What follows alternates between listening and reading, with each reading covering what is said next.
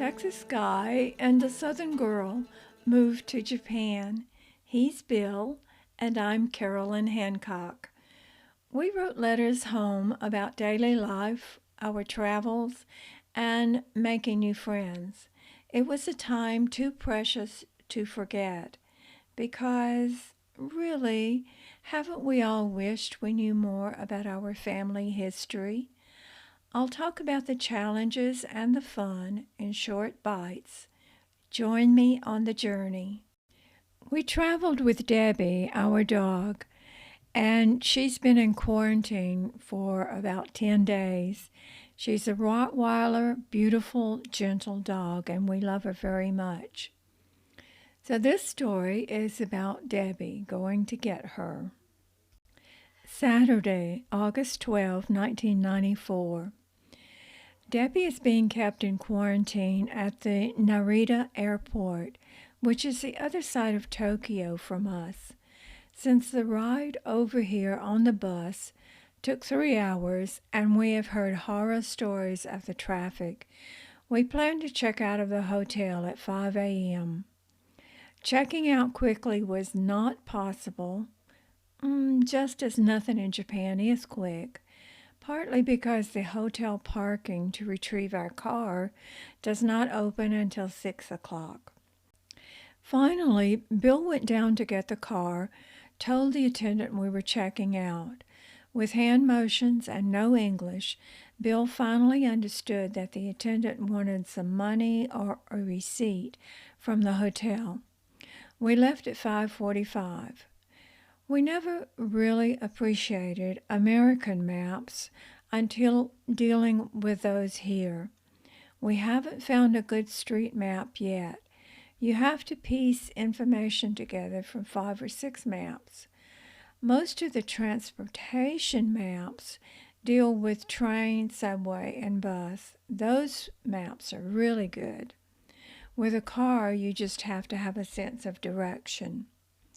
We went about 20 miles pretty good on an expressway until it branched. The map indicated we would go right, but the right branch looped to the left first, which you can't see until you've done the wrong thing.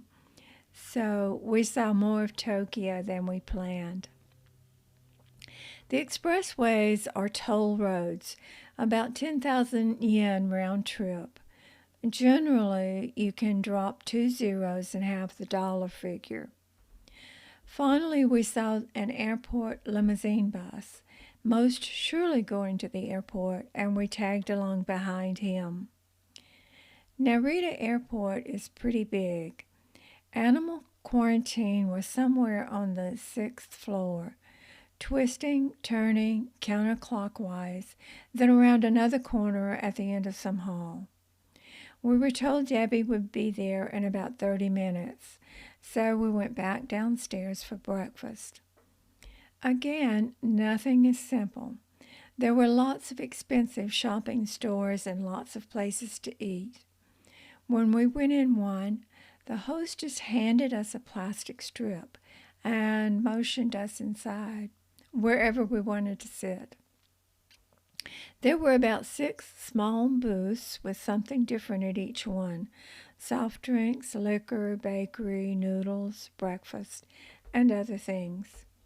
We watched other people and saw that you place your order with the clerk and hand him the plastic strip.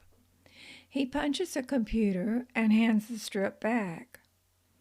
The breakfast plate for 1,200 yen was a plain omelet, 1 strip of not quite cooked bacon, some kind of tasteless sausage that looked raw inside, and a mustard seed chutney mix. Cokes were a separate expense. Not too good a breakfast, so to check out. The cashier takes the plastic strip, which has a number on it, punches it in the computer, and your amount comes up. The only advantage on meal prices here is that there is no tipping. Back upstairs at 9:30 to get Debbie. A smiling guy wheels her kennel in the door, and she goes crazy, jumping all around the kennel. Bill opened its door and she jumped all over him, then ran to me. The vet gave her a quick exam and transferred her in the kennel onto a luggage cart for us to leave. Now we think it's smooth sailing to get to the car. But not only can we not find our way to the second floor, the car is somewhere we don't know.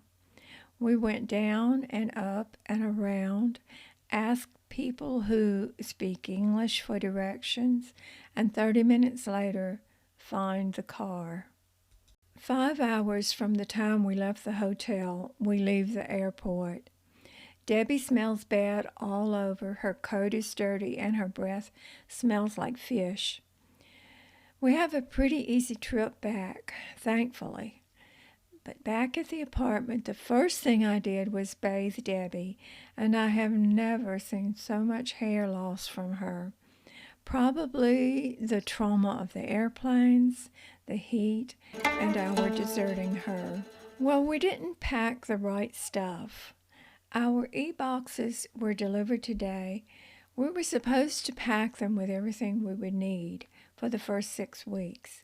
Unfortunately, we thought all of our shipment would be here at the same time, and it's not, so we don't even have our air mattress. I had also bought staple items from the grocery, so I wouldn't have to hunt those immediately. And we don't have chairs. So, since the main thing is to have something to sleep on, we went shopping for the traditional Japanese bedding, a futon.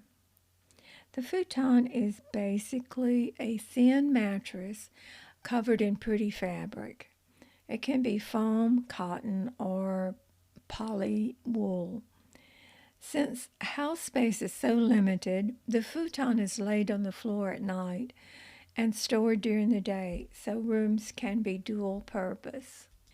There are thousands of multi-story apartment buildings, many of them huge complexes of tiny apartments. Driving down any street, you will see futons draped across railings, getting aired. We got our futons from a charming old couple. The man spoke such a combination of English and Japanese, I couldn't decide if I understood him or not. After dark, it cooled off, and we walked around our new neighborhood. It is an amazing complex of narrow streets filled with houses and apartments with no yards.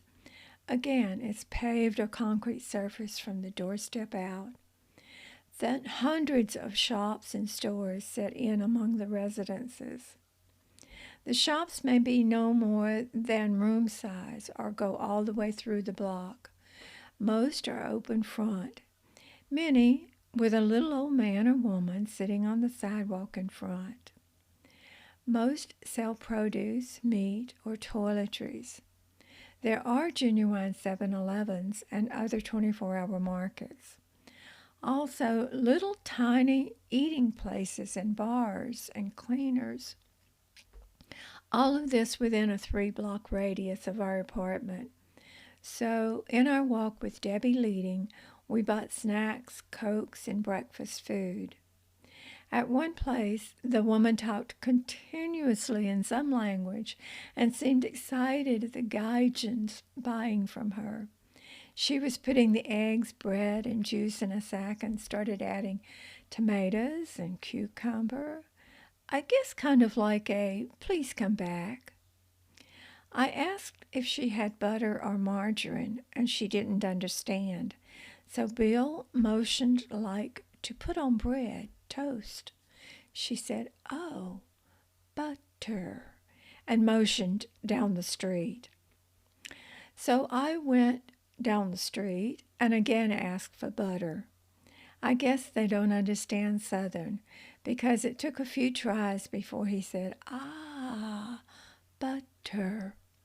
Probably about a ½ pound for 380 yen. Expensive. What a fun walk that was, buying from neighbors. But we had meandered, and it was dark, and we had no sense of which way was home. First time walking at night and don't know what our building looks like. But we got there.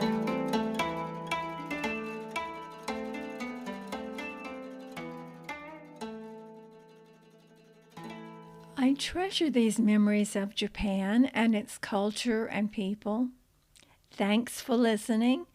We'll keep these stories to about 10 minutes, so come back for the next one. Please follow me and let your friends know about Letters from Japan.